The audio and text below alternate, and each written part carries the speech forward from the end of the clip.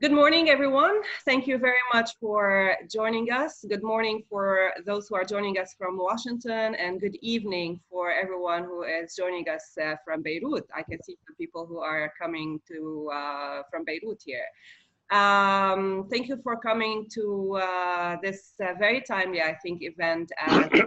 We met to talk about Lebanon in December with people from Lebanon on the ground. The revolution was still going on, and since then, many things have happened. Many things have changed. Corona, COVID-19 attacking Lebanon, deteriorating further the economy in Lebanon. The economy, for many reasons, has been also suffering. We have the border smuggling issue, the depreciation started with the IMF. The UNIFIL issue. There are so many things that have happened since December, and we thought we'd get more people this time from Lebanon to tell us what's going on in the economy, the reform, the electricity, the army, the borders, the revolution. And this is timely also because we're expecting the second wave of protests to hit the streets this weekend on the 6th of June. So what are we expecting from the protests this time? What are the demands? Are they still the same? What do we think the army is going to deal with the protests this time, while it's also dealing with the borders issue and other issues? We have three experts from Lebanon. Thank you for staying until evening to join us. So we are going to talk to three different experts. Sami Nader, who is an economist based in Lebanon. Jessica Azar, she's an academic associate at Chatham House, and she's sorry? Jessica Abed, I'm so sorry. She's also an energy consultant, and Maroun Hitti is a retired Lebanese Armed Forces Brigadier General. They are here to talk to us about three different issues: economy, the army, and energy, which is today, especially the electricity sector, is going to be the core issue of reforms during the negotiations with the IMF, and also a part of the issue of border control. So I would like to start with Sami, if you can tell us a little bit about the economic situation today in Lebanon, the IMF negotiations, and also what are we expecting in the coming weeks and months regarding the negotiations and the economy. And then we are going to move to Jessica in order to, to General Maroun Hitti to tell us about the army's role in all of this. And finally, Jessica is going to go into the details of the reforms, electricity, and the protests as well. Sami, can you start, please? We will speak. The speakers will talk for half an hour, and then we will open it to Q&A from you. If you have any questions, please let me know. You can put it in the chat or in the box. Sami, please go ahead.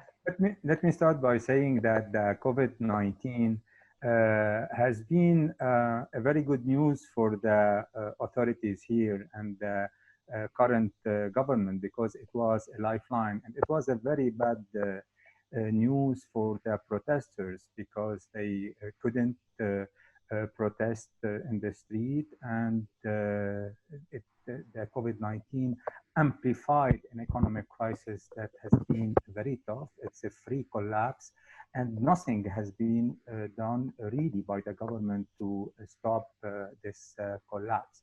And this is what is very worrying, because no decision has been taken, no single reform, no single measure has been taken. They have proposed, for instance, judicial nomination, new nomination in the justice, and we saw that it ended in a tension between the two pillars of the judicial system, the Minister of Justice on one side, the Council of Judges on the other side. They tried to nominate a new team at to lead the financial and economic level at the central bank. This also has been totally stalled. They proposed, for instance, a capital control measure, then they withdrew it. They tried to pass it through the parliament. It didn't go through. For the electricity reform that is key to unleash the financial package of the IMF and of the SADR program, we are back to the square zero. We are back to consider building a third electricity plant, which was totally outruled by the SADR donors. So let's say on the reform side, which is key to implement implement the IMF, or to implement the IMF program, this has not been done.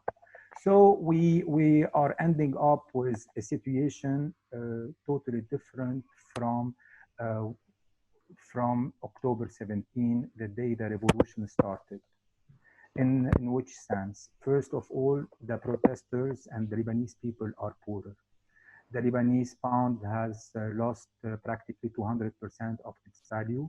The dollars used to trade at 1,500. Today it's 4,000, and you can't find any dollar on the market. And this will be more and more serious for the day to come, because the balance of payment deficit has reached alarming level, and barely the central bank has barely what's required to finance the basic needs for weeks to come. I mean, so very soon Lebanon will not have the funds required to buy the basic needs in terms of wheat, in terms of medicines, and in terms of oil and gas.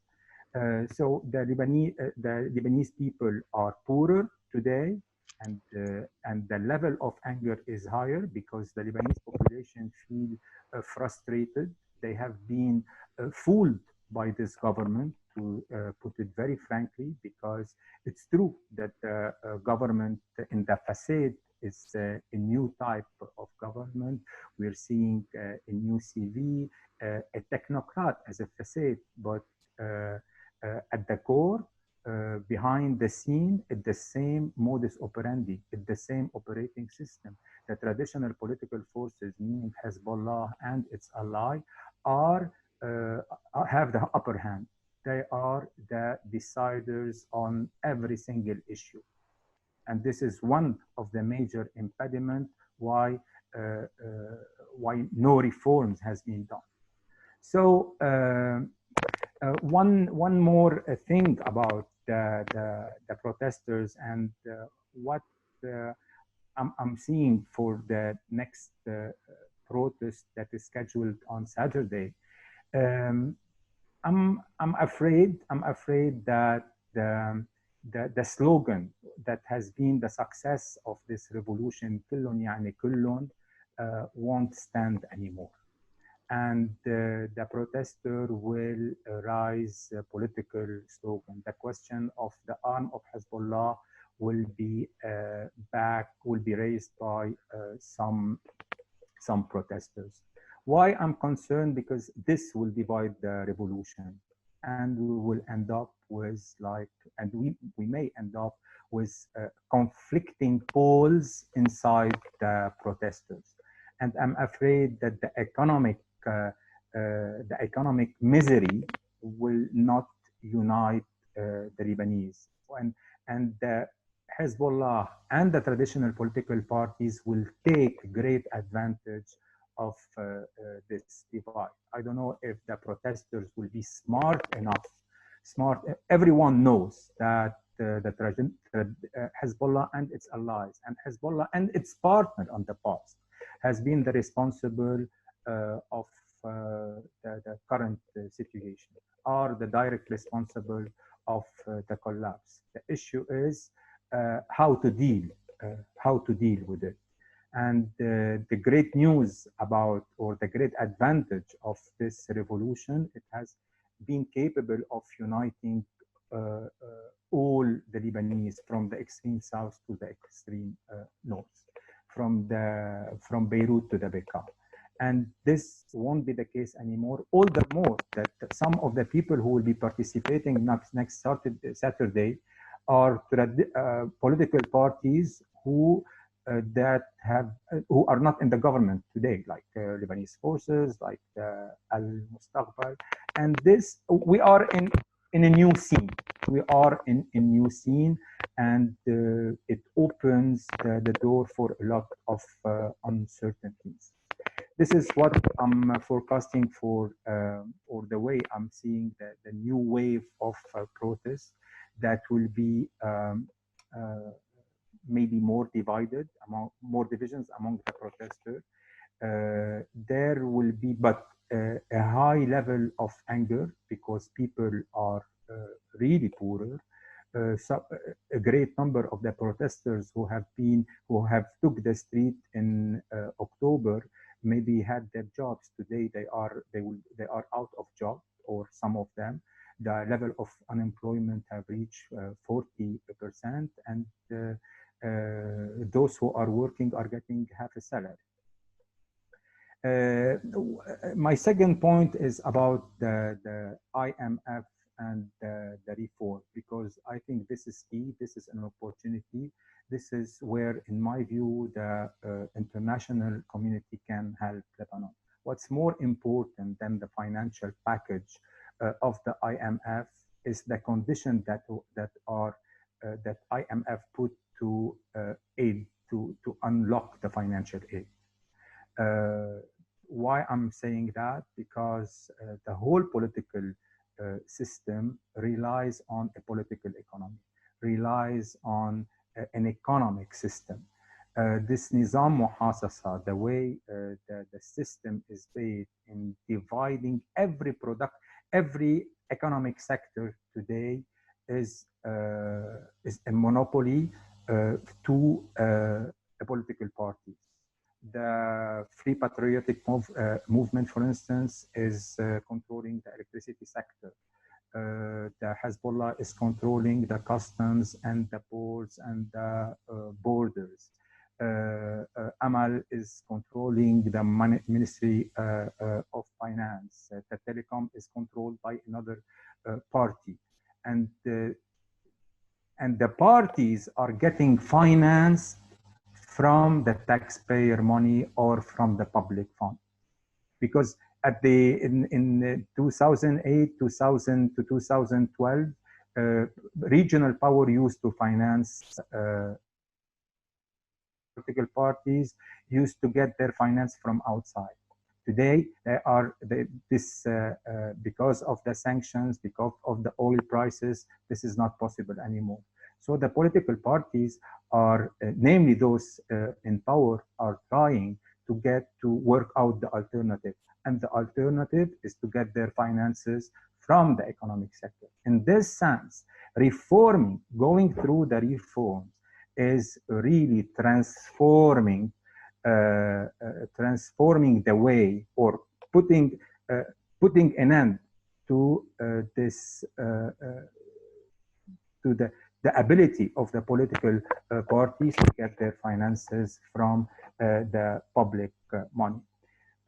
So what are my takeaways? I mean, what I would like the international community to do for Lebanon, these 2 minutes.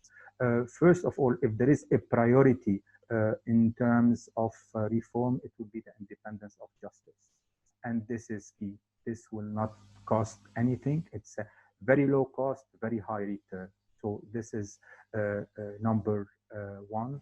Second, to protect the protesters. Maybe this number one demand is to protect the protesters. What we have seen lately, some of the exactions practiced against some protesters are unacceptable.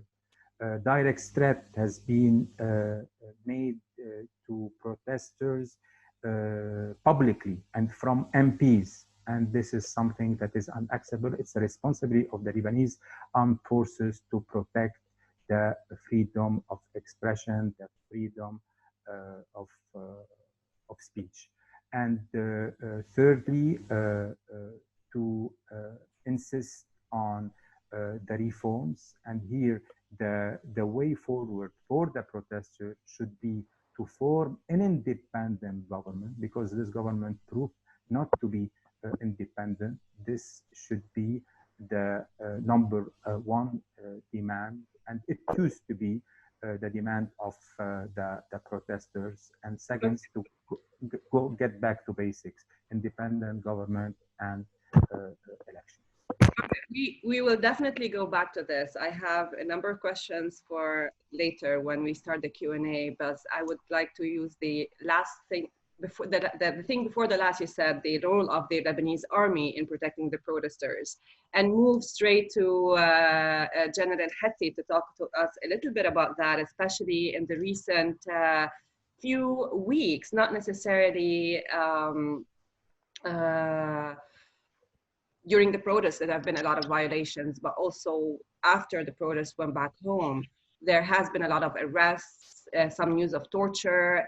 Someone was killed in Tripoli in recent protests against the banks. The army has been under the spotlight recently, even more when it comes to violations of human rights. So if we can hear from you a little bit about that, how the army functions, if there are like certain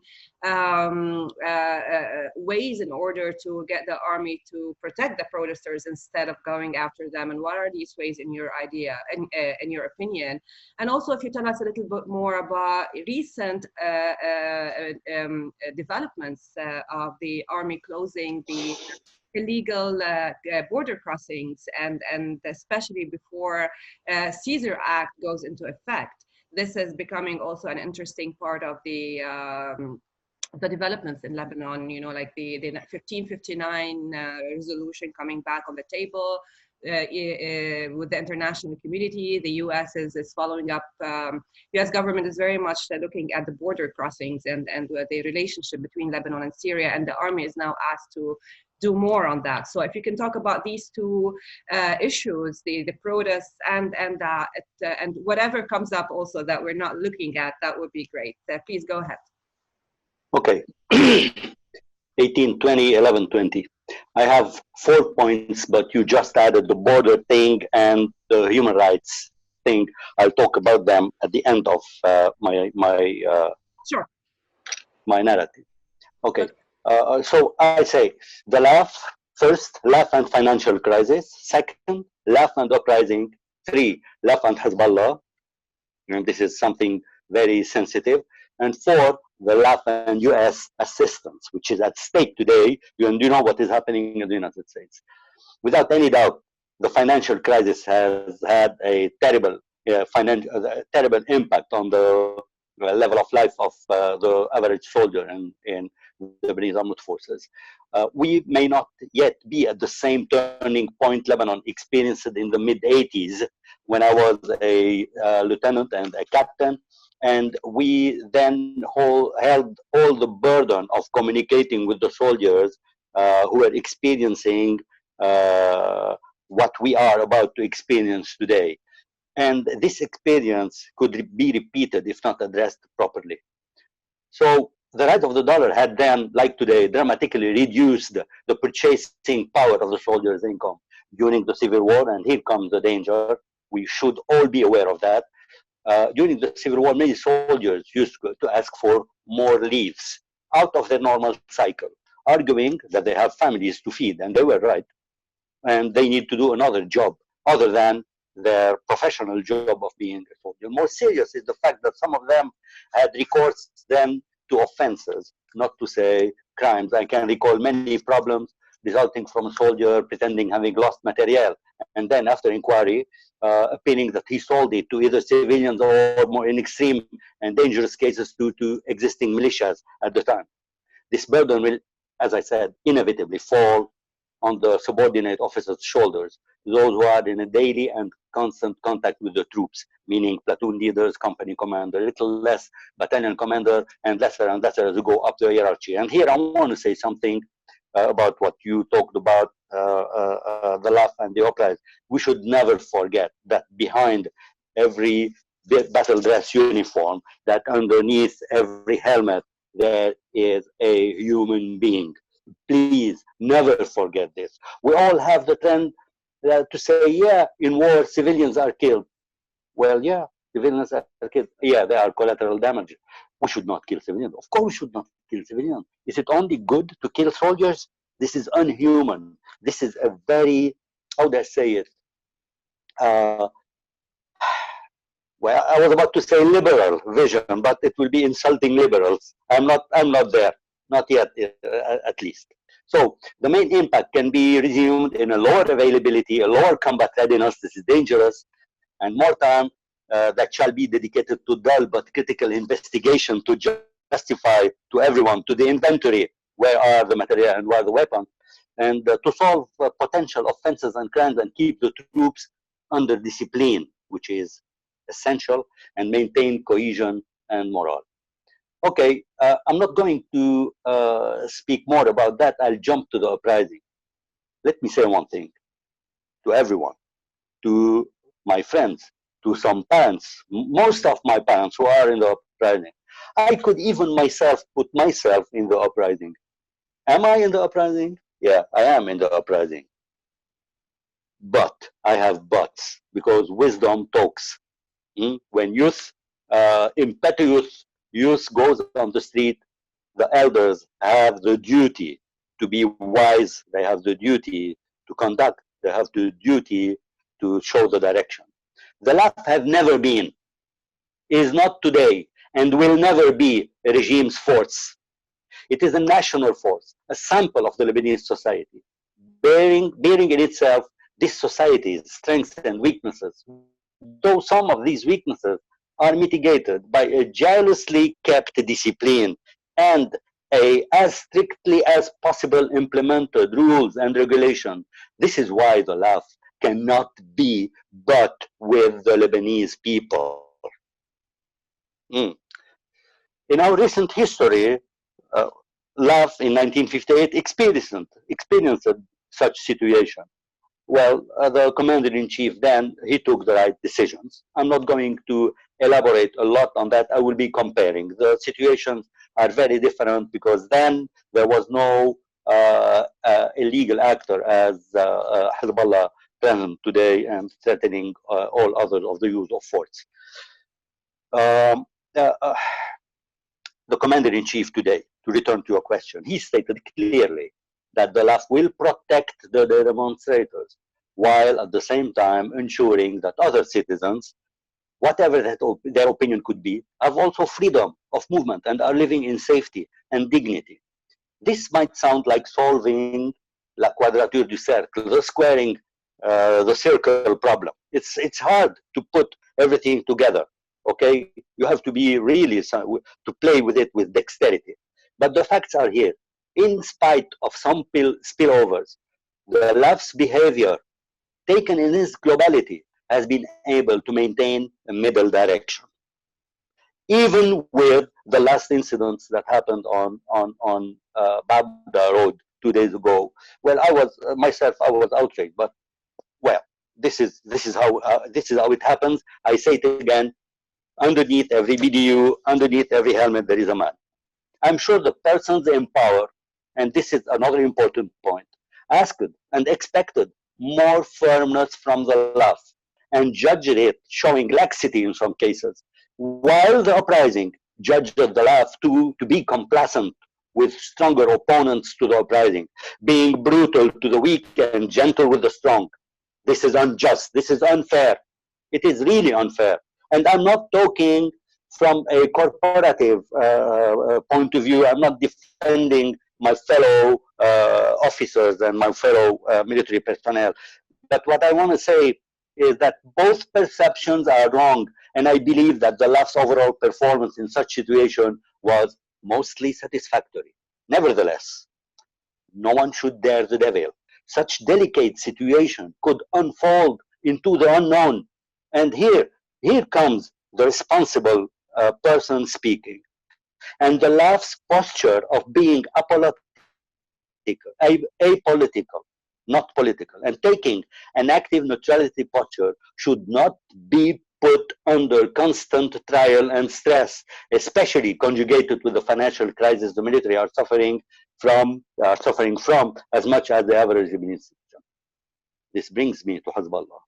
Whatever we explain or say, Lebanon is a democracy, a peculiar one, yes, with its own specifications, where the politicians have the power of life and death over the military. And the military accepts it. And they know this is how things should be. It is not the military. It is not the hands that should lead the head. It is the head that should lead the hand. They agree to that.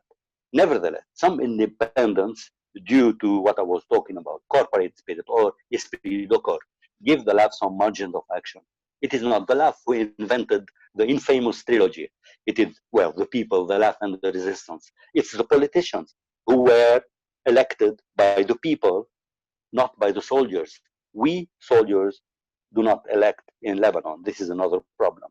So it is the politicians and Hezbollah who made out of this logo a justification of a complete spectrum and set of actions, political, economic, and military. This perversion of the social contract mandated the state to accept an armed group other than its own security agencies, by that losing the monopoly of violence that constitutes the sense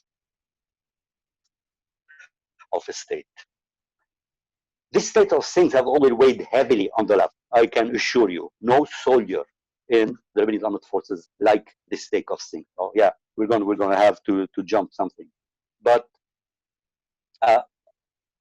I'll go directly to another idea. How? Well, what is the sentence with which we can brief the dynamics regulating the existence of Hezbollah and the Lebanese Armed Forces? It's one sentence. It's a case-by-case, interest-based deconfliction.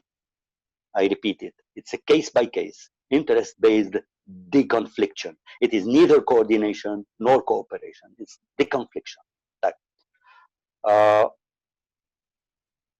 Well, U.S. assistance to the left, to go to the last point you said, you told me 2 minutes. I'm going to take those 2 minutes for that. But if you want to ask more for border, and you want to ask more for human rights, I can extend it. It will be up to you to give me more time. But let me. No, let's go to Jessica, and then we'll come back to you during Q&A, because we don't want to run out of time, and we'll address these points. We will definitely address these 2 points, but I want to hear from Jessica and get back to you. So we're coming back to this. U.S. assistance is important. Yes.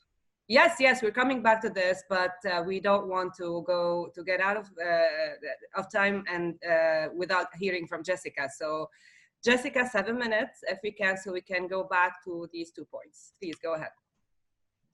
All right, so I'm going to address the power sector situation, the problematics, and what to expect in reforms. So Lebanon's power sector is now at the heart of the economic and fiscal crisis. In fact, the sector causes an average annual fiscal deficit of around $1.6 billion, depending on oil prices, which has led to a total contribution of 43% to the public debt, equivalent to almost $40 billion. So what causes that fiscal deficit? The dominant source of power generation is the expensive and pollutant heavy fuel oil and diesel oil, and Lebanon buys more than it needs of fuel. The grid is weak. There is high technical losses, but also high non-technical losses, which mean electricity theft, but also non-billing and non-collection from the electricity utility. There's a high electricity shortage, so the average electricity tariff is around 9 US cents per kilowatt hour. However, the cost of recovery is more than 25 US cents per kilowatt hour. The subsidies couldn't be eliminated considering the high supply shortage and that the residents have to rely on private diesel generators. The last power plant was implemented 20 years ago. How do we solve this? The technical solution is quite simple. So Lebanon needs to add power generation capacity, enhance the distribution and transmission network, switch to the use of natural gas in power generation, and drastically cut down on illegal connections, and fix the billing and collection system. And also, of course, add renewables to the energy mix. However, none of this has been implemented in almost 3 decades. So you might be asking what went wrong. In short, the political system. After the Lebanese civil war, a confessional political system based on power sharing emerged. It was designed to be an impediment to any potential conflicts between all the major parties. So they would have no incentive to engage in violent clashes.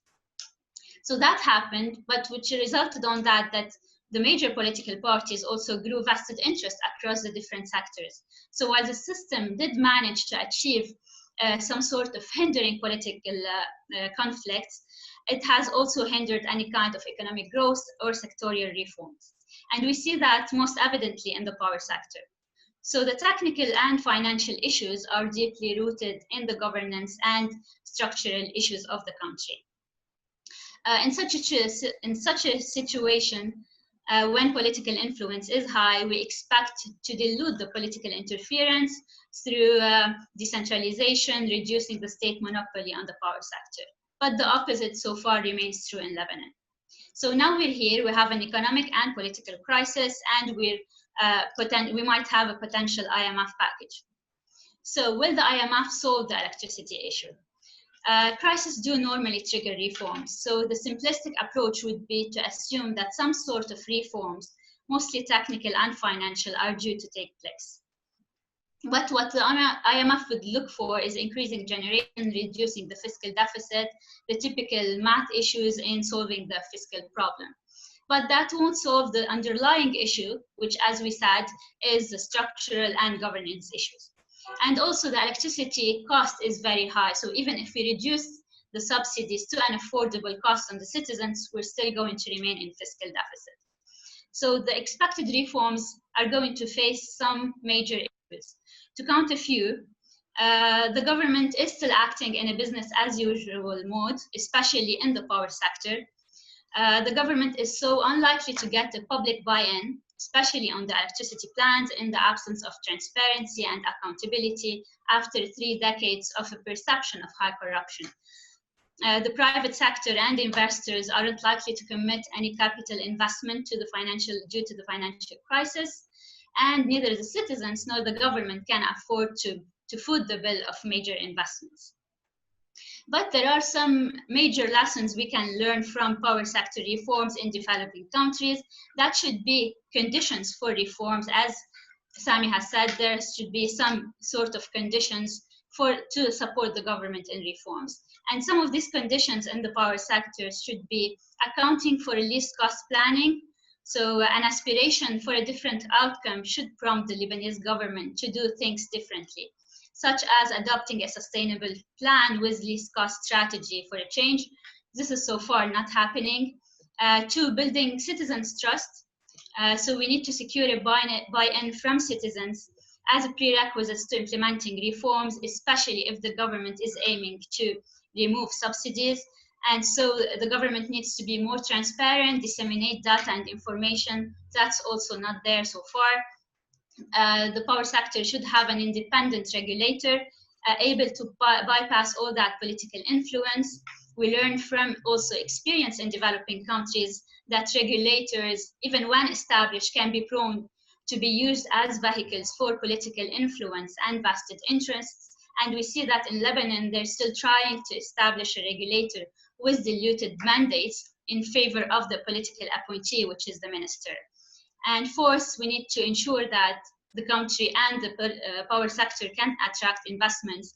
And we see from experience also in developing countries that one major factor in reform is the inability to attract investment, and that persists even with some sort of reforms due to poor performance.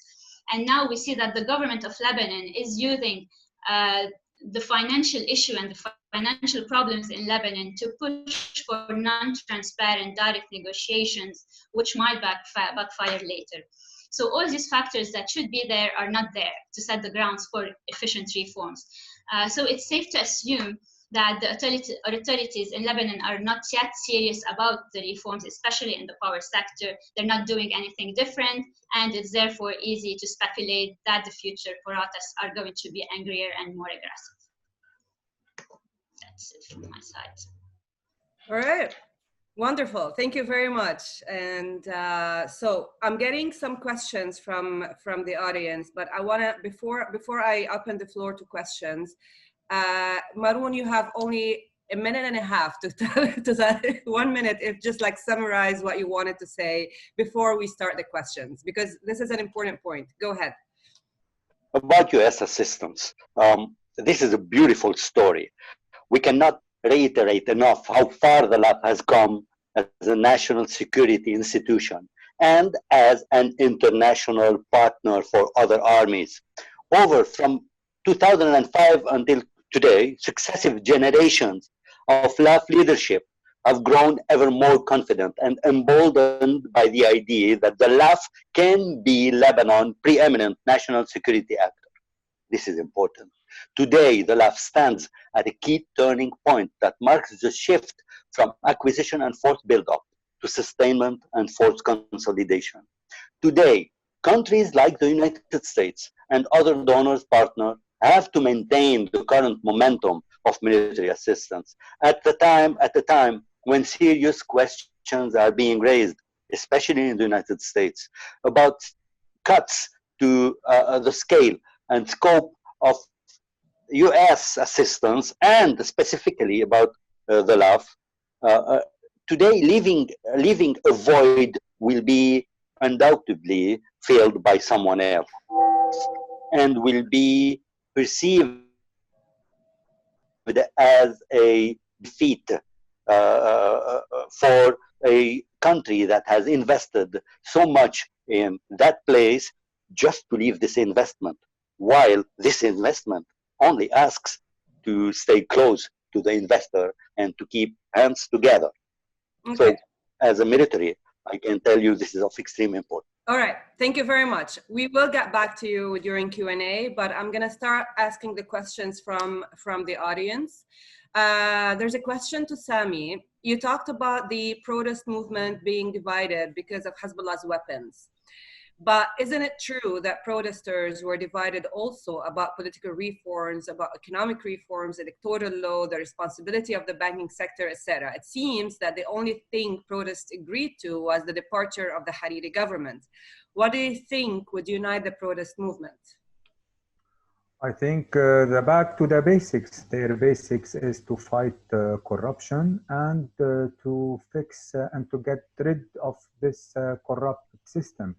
And, so in this sense, I think that they will both agree. Of course, there are people to the right, there are people to the left, but they could manage these differences very smartly, especially the new generation.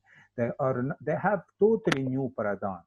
I'm afraid if we're back to the old paradigm, and some of them are really true. For instance, the arms of Hezbollah is still a very deep and very grave issue, and there is no way we get this Lebanon back on track if we don't solve this. However, my view is the more it gets divisive, the more the slogans get divisive, the more it gets sectarian, the less powerful is these protests.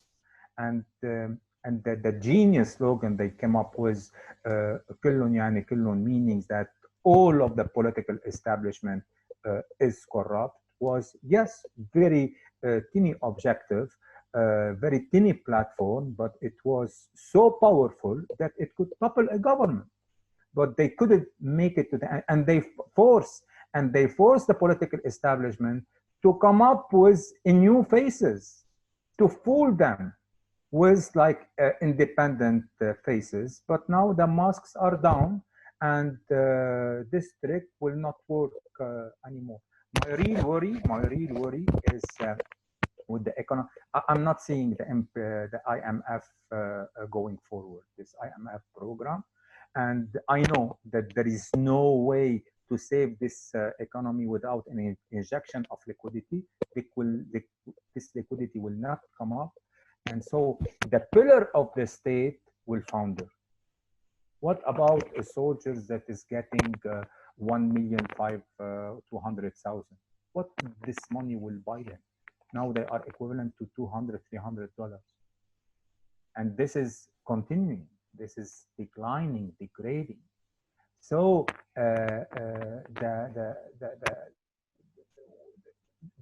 this state, the pillar of the state will founder, and this is a big threat on Lebanon for the coming period, because we need an injection of liquidity. We need this IMF program. It's not, this is the only option, but they are playing with it, because what they're saying now, they are trying to promote this oriental option, that they will try to replace the IMF with a Chinese program, to replace Total, Ernest and Young with, Total and Siemens was like Chinese company to build the electricity plant.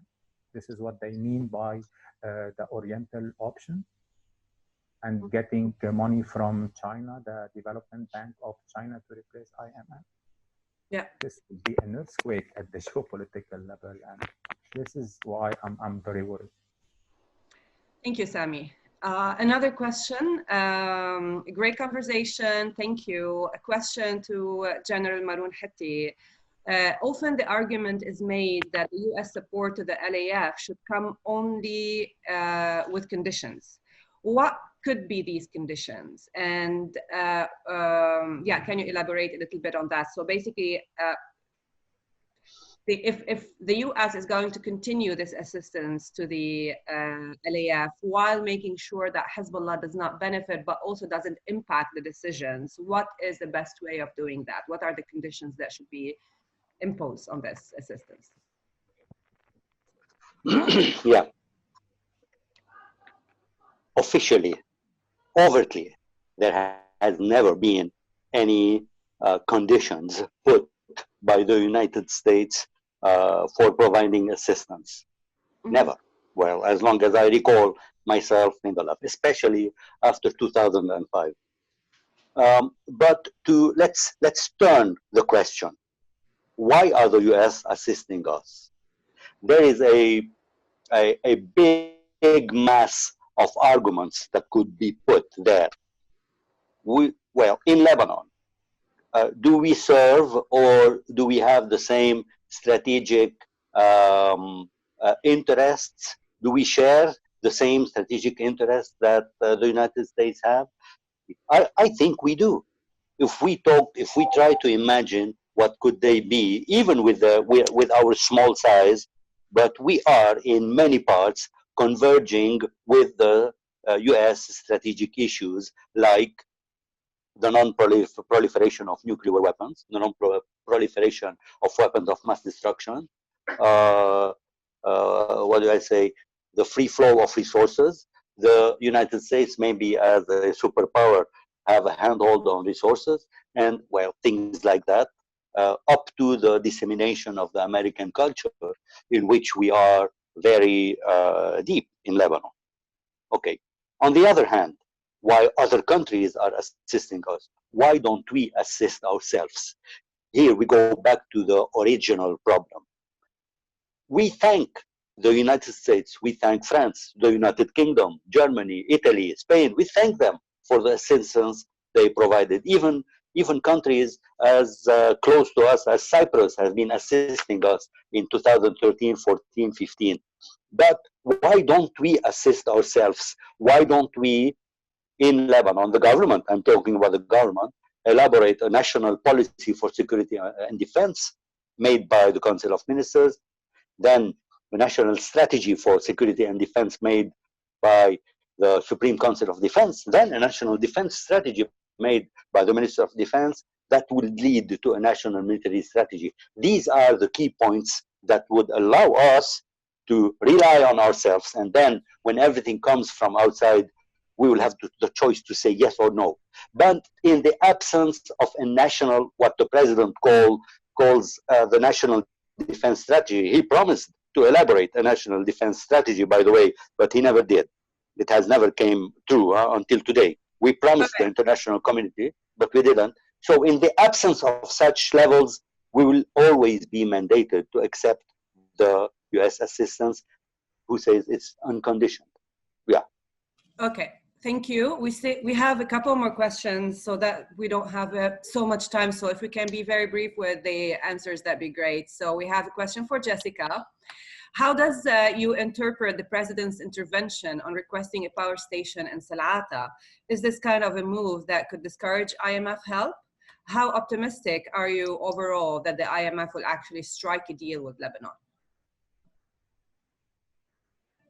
You are muted, Jessica. Yes. Yeah. I'm not very hopeful on getting a package from the IMF. Although even with or without an IMF package, it takes Lebanese authorities have to do so much to actually, for the reforms to be efficient and to be sustainable and to actually go through. How do I view the president's intervention? It's sadly political, whereas the president should be the president of the entire country, not just a political party. And of course, we do expect, especially when the country is in the financial crisis that it is now, the country cannot afford to have a plan that's actually expensive. And that 2019 plan with Salata and 3 FSRUs is actually expensive. And the fact that the government is not demonstrating any fiscal need or any investment cost of this plan is also problematic. So one of the key things should be to have a fiscal planning for the electricity power sector, which is not there, adopt a least cost solution, which is quite needed now. We don't have money to spend, start with, and be very transparent with the people and be very transparent on the procurement process as well. You're muted now. It's my turn to unmute myself. 10 seconds. I still have, yeah. I still 10 have. seconds. Sorry? 10 seconds. Okay, go ahead. An addendum to my answer. The left do not accept assistance. It's the Lebanese government who does. Okay.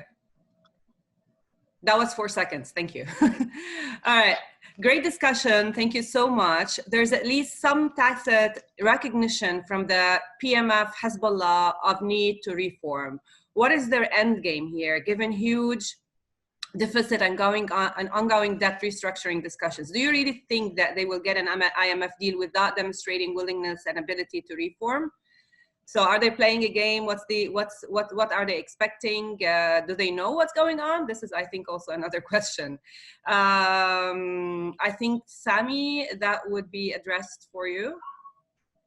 I don't think that the current political establishment can reform, because it cannot cut a system that he has put in place, that he's using to fund itself, and it's continuing right today. It's continuing now. They are transforming, because there were a shift among the political parties, and now not the 5 of them, 3 of them are in place, and they are trying to build the new monopolies in the telecom sector, in the oil and gas, the fuel trade, and this is a new case that we're seeing. So the current political establishment cannot reform, because this would mean killing himself. This is why the only condition to make reforms possible is an independent government. This revolution was smart enough in putting its objective. And when they say we want an independent government with special prerogatives, because they knew that this is the only option, the only way to achieve reforms, to make reforms happen. This is why, but no, I'm not expecting anything from this government for one simple reason. It's not an independent one. It's totally controlled by the political party. Yeah. We still have 10 minutes if anyone has any questions. I do have, actually, I didn't get to ask my questions. I have one for Sami, one for Maroun, and one for Jessica. So I'm going to ask them all at once, and then we have 10 minutes to just like chat, unless we get other questions from the audience. So for Sami, when we're talking about the government's incapacity to get basic needs, like import basic needs, we also hear that Hezbollah is getting a lot of goods from Iran and Syria, like Syrian-made and Iranian-made food and medicine and all of the, like stuff that can actually help Iran and Syria's economy, and also flood the market, the Lebanese market, with them. Is this something, an alternative that Hezbollah is working on in order to change Lebanon's market from the current state it is, like to help Iran's economy? And what kind of goods are they bringing in? Like we know that they were taking oil outside Lebanon, fuel outside Lebanon, but they're bringing in a lot of goods. So is this something that we're going to be seeing more and more of in the coming days? And with the Caesar Act actually getting into effect soon, so is this something that is doable, like getting Syrian trade with Syria or Syrian goods being sold in Lebanon? How is this possible? They are trying to put in place alternative. This is why the question of the borders is critical for them. And when it was raised, Hassan Nasrallah said it directly after, no, this is a no-go, that is something not acceptable. I think that there are illicit trades taking place between the port of Tartus or Latia to Beirut. Goods coming in and going out, but this is, and they are trying to find markets, alternative market, and this is why they want to keep control on the customs and the port. But still, this will not solve the problem. There are basic needs, and in the economic plan of the government, they are talking of their needs for the 3 years to come are $27 billion. So there are basic needs, and at least $7 to $8 billion dollars per year. And where this money will come from? Today, barely the amount of dollar flowing in is less than 100 million a month. That means we're far from ensuring those basic needs. And according to the last rating agency report, just in December, the usable net reserves in the central bank has been 6 billion. Now they are saying 20 billions, but this is, in my view, up to now, they didn't agree on the number. And we have two teams negotiating with the IMF. But I want to come to shed the light on another issue very important that you mentioned, the Caesar Act. And one of the reasons, the Caesar Act, as you know, is targeting the Central Bank of Syria and some key sectors in Syria when it comes to the infrastructure, okay? One of the reasons for this high demand on dollar lately, and that brought the dollar to raise to like 4,000 and 4,500, and you can't buy it, is there are the observers think that some of the dollars went to Syria to build some reserves in order to contain the pressure of the Caesar Act, at least for some weeks or months to come. Because on the other hand, or on the other end, they need some dollars to buy their drugs. And today in Syria, there is a crisis of medicines. They don't, and this is something that is new, that is hurting the Syrian people. Thank you, Sami. I suddenly got like a lot of questions from the audience last minute. So I'm going to ask them all. I'm going to read all the questions and then go for a final word with you all in order to try to address some of the points and conclude. So, all right. A question for Samuel or Jessica. If you are pessimistic about the IMF deal, then what's next? So what's going to happen if this fails? That's actually was one of my questions as well. So another question is, can one of you comment on the role of the central bank in the reform discussions and your views on the government's plan to stabilize the currency? A question for General Hitti. What are your views on the current discussion within the US administration to push for cuts to the UNIFIL mission troop level, given the access to certain sites in the southern Lebanon and implementation deficiencies? Why not? I think this is a comment rather than a question. From Lebanon, we have to say clear that Hezbollah is putting the country under its hands. Now we are asking for an independent government, but who is going to form it? The same people now.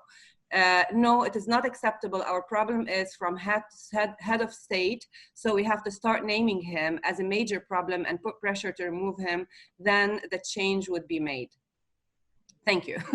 Thanks, everyone. My question is, and I think it's like whoever want to address it, what do we know about the Chinese option? Is the Chinese option viable? So I'm going to stop taking questions now, give the last words for you guys, and we're going to go from reverse order. Jessica, Maroun, and finally Sami. Just very, very briefly, 2-3 minutes each, 2 minutes each actually, so we can conclude. And if you want to address these questions, go ahead. If not, it's fine. Jessica? So in my view, the government is still trying or hoping, and they still believe that Lebanon is so important. It's not. That someone is going to give them money without conditions. So we just don't want to abide in any of the conditions. And some would say, oh, well, this is beyond us. This is a major political thing that we cannot actually deal with. So they're just trying to kick the can and hoping that someone is going to give them the money, which is not going to happen. So the faster the government is going to assume responsibility, because the government position is a responsibility position, that you can no longer afford to not have reforms, the easier it would be for everyone. Thank you very much. Maroun, quickly, very briefly. Yeah, for me, everything that is happening is part of the plan. From the renewal of UNIFIL to the change in their mission, it's part of the maximum pressure policy, up to the last question about keeping the assistance to the left. It's always this carrot and stick something, so you want to do it. Well, but the maximum pressure policy may give results, but will not achieve the unconditional surrender some people have in mind through a bitter end. We need to avoid the bitter end. We need to find an exutory for everyone. When there will be a dead end, then we will go to the bitter end. This is what I want to say. Let's not go to the complete clash before having exhausted all other potential solutions. Great, thanks. Sami, the last word is for you. So I'll take the question. Is there an alternative to the IMF program? No, there is no other option. It will be the Venezuela option. It's unfortunate, but this is it. The Chinese option, I don't think that this, if it happens, that means to have China at the Eastern Mediterranean, this is an earthquake. You know, I don't think that this would be something that the regional power will accept, given the current relationship between Washington and Peking. And third, my view, I totally understand the guy from Lebanon who put the question of Hezbollah. This is, I mean, I've been vocal against Hezbollah since day one. But today I'm saying, if this revolution, a unified revolution, is the only way to come out with a unified Lebanon. If the revolution fall in the trap and get divided, in my view, this would be the end of Lebanon as well. Yeah. All right. I think it's exactly 12 noon here, so we're good. This was very, very interesting, very informative. I would like to thank you all for joining us today to discuss Lebanon, and thank you for all those who also joined us from both US and Beirut, that late in Beirut to hear our amazing speakers talk about economy, electricity, and security issues. So I think that was amazing. Thank you very much. Thank you, Haneen. Thank you for the watching. Thank you, and please stay safe. Stay sane, and we'll be in touch soon about other issues. Thank you. Have a good day.